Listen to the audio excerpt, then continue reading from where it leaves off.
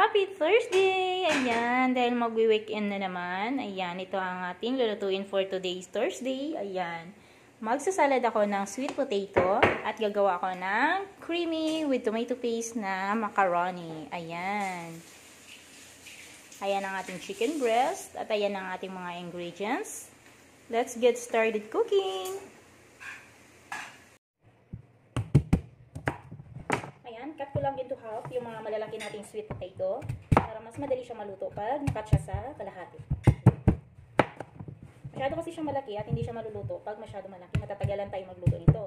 Kaya ang ginagawa ko is hinahati ko siya into half. Ayan. Lagyan natin siya sa ating baking tray. Ayan. After natin siya na-cut, lagyan natin siya ng paprika. Lalagyan natin siya ng paprika, black pepper, and salt. At syempre, hindi mawala ang ating olive oil. Yes.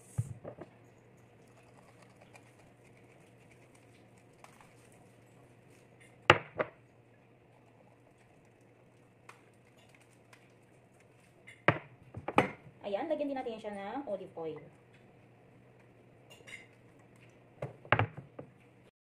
Ayan, then next, lutuin na natin yan siya sa ating oven.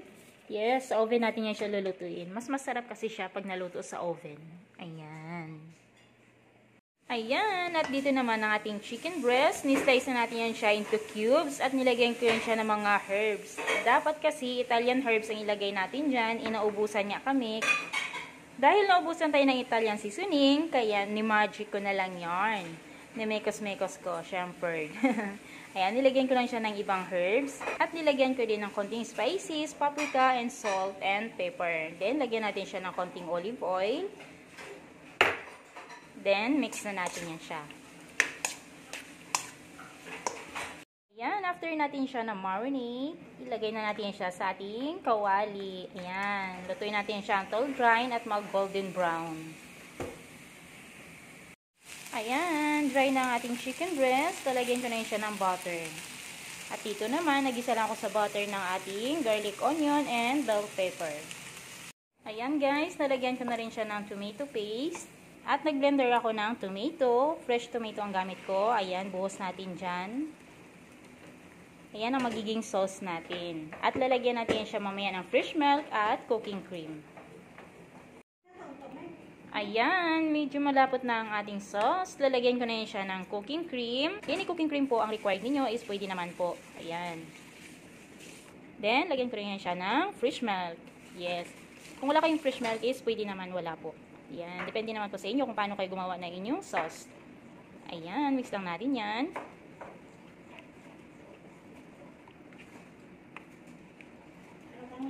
Ayan. Ayan, luto na ang ating sauce. Nilagyan ko siya ng kunting mushroom. At nalagay ko na rin ang ating chicken kanina na ni-grill. Ayan, buhusan natin dyan ang ating macaroni na nilaga din kanina.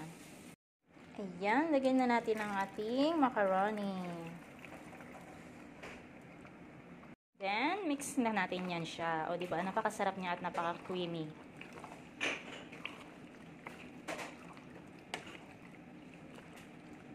Ayan, ang ating lunch for today. Sweet potato salad. And creamy cheesy macaroni. Ayan. At ito ang kanyang magiging sauce. Naglagay lang ako dito ng yogurt, lemon, black pepper, and salt, at saka yung tahini sauce.